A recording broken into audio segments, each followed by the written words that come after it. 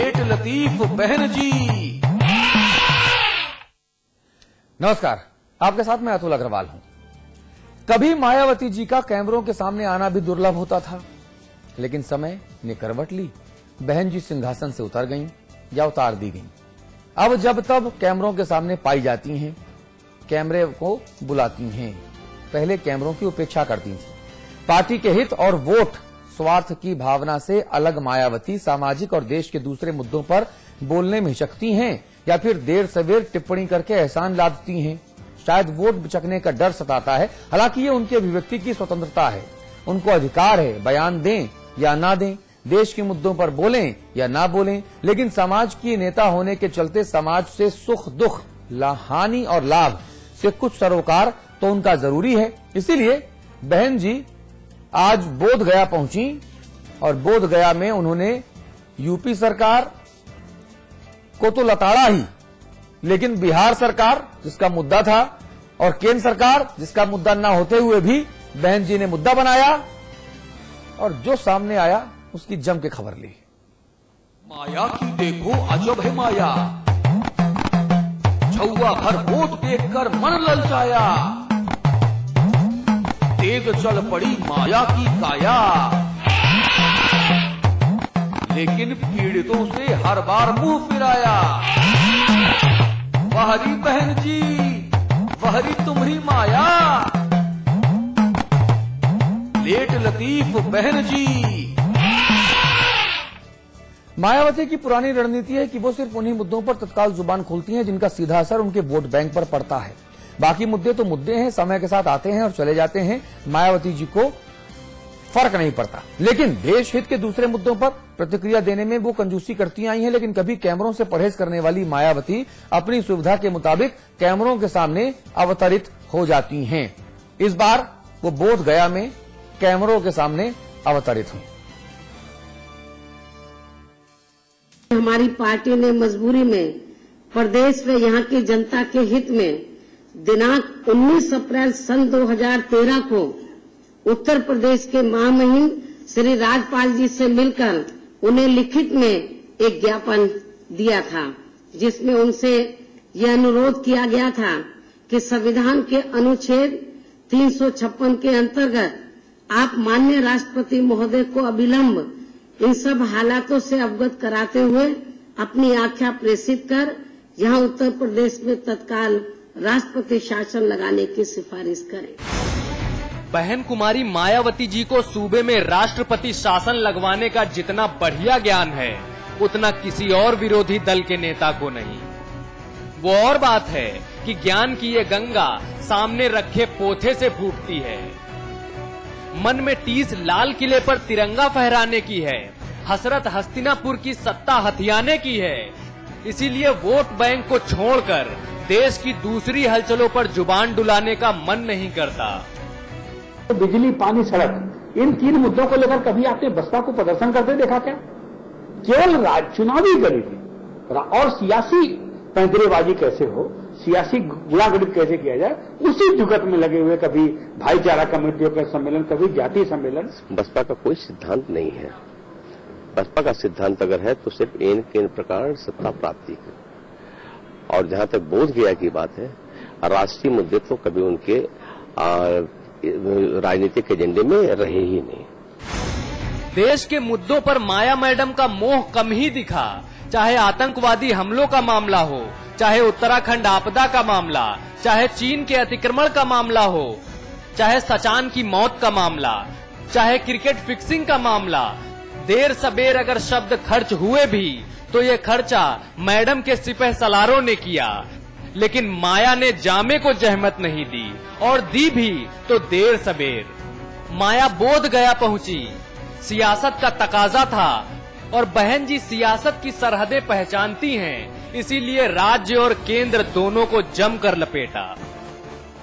समझती हूँ कि स्टेट गवर्नमेंट को देखना चाहिए था कि इधर इसके रख रखाव का पूरा उनको ध्यान रखना चाहिए था। स्टेट गवर्नमेंट को छोड़ो, सेंट्रल गवर्नमेंट की इस मामले में ये तो सेंट्रल गवर्नमेंट की जिम्मेवारी बनती है कि इसको इसके रख रखाव का उनको पूरा ध्यान रखना चाहिए था। जितना ये इसको रख रखाव का ध्यान अभी तक होना चाहिए था वो नहीं हुआ।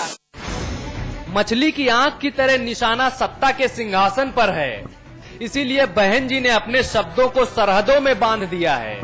कभी बहन जी का कैमरों के सामने आना भी दुर्लभ था, लेकिन वक्त सबसे बड़ा सरताज होता है। वो सियासतदानों को सहूलियत के चश्मे से नहीं, समाज के प्रति नैतिक जिम्मेदारी की नजर से देखता है। ब्यूरो रिपोर्ट, समाचार प्लस।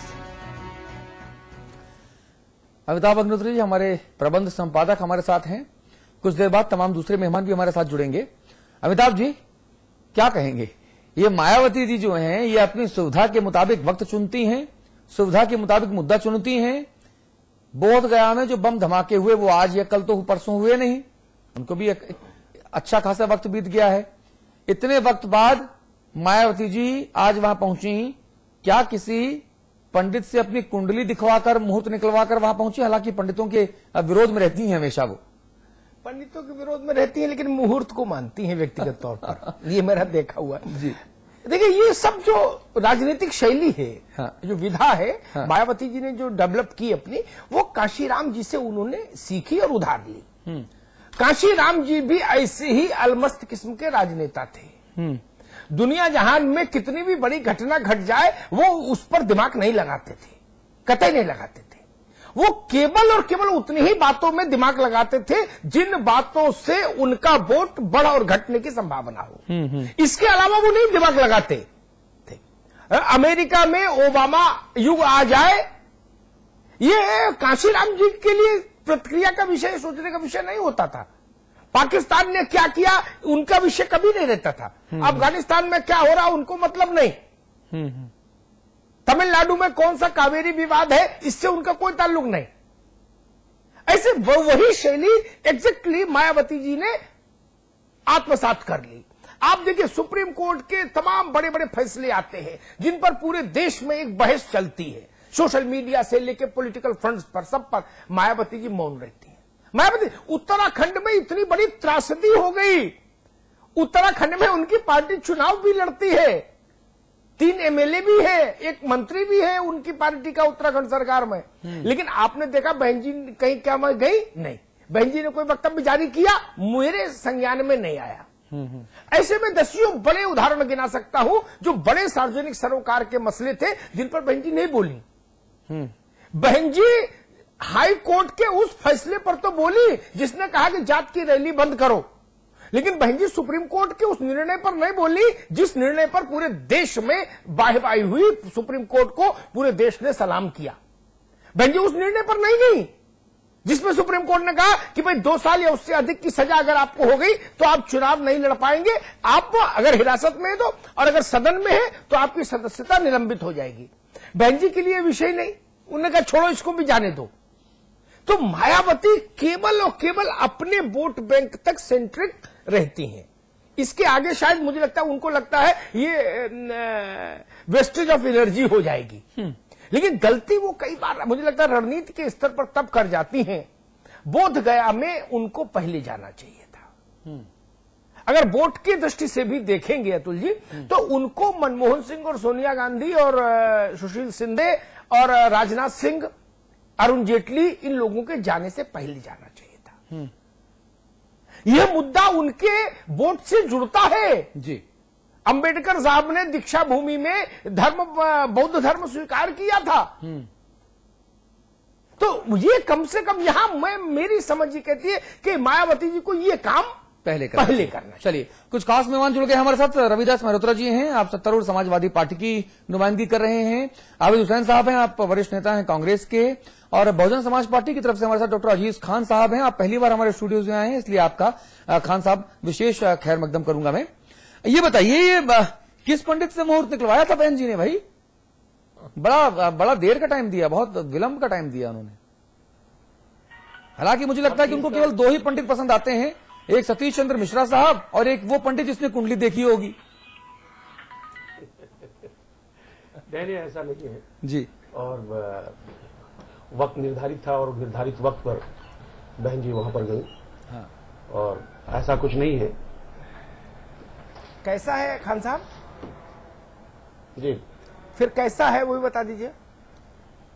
नहीं, मैं कह रहा था कि वक्त निर्धारित था और कार्यक्रम लगे हुए थे। नहीं, मैं ये तो आपसे कह रहा हूँ, वक्त जो निर्धारित था, कहाँ अगर कार्यक्रम वो लगे हुए थे? बोध गया में धमाका हुआ, सिलसिलेवार धमाका हुआ, वो बौद्ध गया जहां पर सब कुछ आपकी जो राजनीति का आधार बिंदु है वो बोध गया है, वो महात्मा बुद्ध हैं, तिरक तलाजू और तलवार इनको मारो जूते चार। ये तो फिर ये नारा आपने दिया इसीलिए कि आप मनुवादियों की खिलाफत करना चाहते थे। वो दूसरी बात है कि आप सतीश चंद्र मिश्रा जी को अपनी गोद में बिठाकर और ब्राह्मण सम्मेलन करना चाहते हैं। हालांकि हाईकोर्ट की रोक के बाद मुलायम सिंह जी की पार्टी तो सुधर गई, लेकिन मायावती जी का एक बयान अभी भी आया, उन्होंने कहा कि Mayawati says BSP will continue caste rallies. ये 7:01 का बयान अभी आपसे कुछ देर पहले का। कम से कम इस बात में मैं तारीफ करूंगा मुलायम सिंह जी की। हाँ, अदालत का इतना सम्मान तो किया हाँ, कि ये जितने भी जातिगत प्रकोष्ठ थे उनको आज भंग कर दिया। जी। तो वो जो पंडित है परम पूजनीय, उसने जो मुहूर्त निकाला वो क्या मुहूर्त आज का ही निकाला था? और आप कह रहे हैं मायावती जी के कार्यक्रम लगे थे, तो वो कार्यक्रम तो मुझे दिखे नहीं। ना उत्तराखंड आपदा के वक्त कार्यक्रम दिखे, ना किसी दलित के घर में जाने वाले कार्यक्रम दिखे, ना बिजली पानी सड़क रोजगार स्वास्थ्य सुरक्षा के मुद्दे पर सड़क पर उतरने वाले कार्यक्रम नजर आए। तो मायावती जी का कार्यक्रम था कहां पर? मैं बताना चाह रहा था कि अभी तक जितने लोगों ने जो भी कुछ बयान दिया और जो भी लोग वहां पर जिन लोगों ने जाने की कोशिश की। हेलो, हाँ बोलिए, आप बोलिए, आवाज आ रही है। आवाज यहाँ पर सिर्फ राजनीति की जा रही थी और सच्चाई ये है कि बहन जी ने वाकई में वहां पर जाकर के संवेदना व्यक्त किया और उनके मन में बहुत कुछ रहा है। और बाकी लोग वहां क्या करने गए थे? जो बाकी नेता गए, बाकी जो नेता गए, गृह सचिव से लेके और तमाम गृह मंत्री से लेके मुख्यमंत्री, तमाम नेता, गांधी गई ना वो वहां क्या पर्यटन करने गए थे? अब ये तो मैं नहीं कह सकता, लेकिन मैं जरूर कह सकता हूं कि उनकी सोच और बहन जी की सोच में बहुत अंतर रहा है। हाँ। बहन जी के मन में वाकई में हमदर्दी और एक लगन रहा और उनकी विचारधारा। खान साहब, एक सवाल मेरे जहन में है। मैं मायावती जी को तब से बहुत माइन्यूटली ऑब्जर्व कर रहा हूं जब राजनीति में उनका उद्भव हुआ था, जब वो काशीराम जी के संपर्क में आई थी तब से। आज जब से मायावती जी बड़ी नेता हुई तब से पूरे उत्तर प्रदेश ने उनको कभी सड़क पर किसी धरना प्रदर्शन गिरफ्तारी आंदोलन का नेतृत्व करते नहीं देखा। प्रदेश की आंखें तरस गईं। मुलायम सिंह को देखा, राजनाथ सिंह को देखा, हर बड़े नेता को देखा प्रदेश ने धरना देते, चादर बिछा के बैठते। लेकिन बहन जी या तो सीएम रही या दिल्ली आ गई, वो लखनऊ में रहना भी गवारा नहीं करती हैं। ये जो तमाम नेताओं का जो नाम आप ले रहे हैं, सम्मानित नेताओं का, इन लोगों ने सिर्फ ये सब राजनीति नहीं कर, ये प्रदर्शन नहीं करते, सिर्फ ढकोसला करते हैं। और बहन जी जो काम करती हैं वो दिल से करती है। बहन जी वो ढकोसला भी नहीं करती भाई साहब, वो फैसले जनता जाए भाड़ में, बहन जी वो ढकोसले के नाम पर भी नहीं करती। अच्छा अजीज साहब, बहन जी कुर्सी से हटते ही फर्स्ट फ्लाइट से, कुरियर नहीं जहाज की बात कर रहा हूं, फर्स्ट फ्लाइट से दिल्ली कैसे क्यों आ जाती हैं? लखनऊ क्यों काटता भाई? जो कल तक आप जहां सत्ता में थे तो लखनऊ दिल में बिल्कुल गुलजार था, बसपा और इधर सत्ता गई, इधर आपने फ्लाइट पकड़ी। देखना है भाई साहब बसपा के, अरे भाई साहब पूरा देश देख लीजिएगा, पूरा देश देख लीजिए। यूपी के लोगों ने तो बहन जी की टांग खींच दी, बहन जी कुर्सी से नीचे जा गिरी। अब आप बहन जी दिल्ली बैठ के पूरा देश देखती हैं। जब यूपी में सत्ता होती है तब पूरा देश काहे नहीं देखती? और बसपा के एक बड़े नेता ने मुझसे व्यक्तिगत बातचीत में कहा, इसलिए मैं नाम नहीं कोट करूंगा उस नेता का, उसने कहा मुलायम सिंह जी से बहुत डरती हैं बहन जी, बहुत डरती, इसलिए सीधे दिल्ली चली जाती हैं। मैं भाई साहब मैं बताना चाह रहा था, उत्तर प्रदेश में आज पोजीशन है, समाजवादी पार्टी से सारे लोग त्रस्त हो चुके हैं और बहन जी को पूरी तरह से याद कर रहे हैं। सच्चाई ये है, आज बहन जी को पूरा देश, पूरा प्रदेश याद कर रहा, उत्तर प्रदेश और पूरा देश याद कर रहा है, इसलिए उनको तो पूरा देश देखना है। अच्छा अजीज भाई, एक चीज बड़ी ईमानदारी से बोलिएगा, दिल पे हाथ रख के बोलिएगा कि देखिए झूठ ना बोलिएगा। यहां आने से पहले मायावती जी के अधिकारियों को बोल के आए थे क्या कि समाचार पत्र पे जा रहा हूं, देखो आज देखना, आज नंबर पूरे बढ़ाए बिना वापस ना जाऊंगा? नहीं, नंबर बढ़ाने और घटाने का प्रश्न नहीं है यहाँ पे। यहाँ तो जो वास्तविकता है वो मैं बता रहा हूँ भाई साहब। नहीं, वो वास्तविकता मुझे समझ में आ रही है कि आप मुझे लगता है मायावती के सहयोगियों को बोल कर आए हैं, जो उनका ऑफिस स्टाफ है, कि भैया आज वहां जा रहा हूँ, समाचार पत्र जरूर देखना।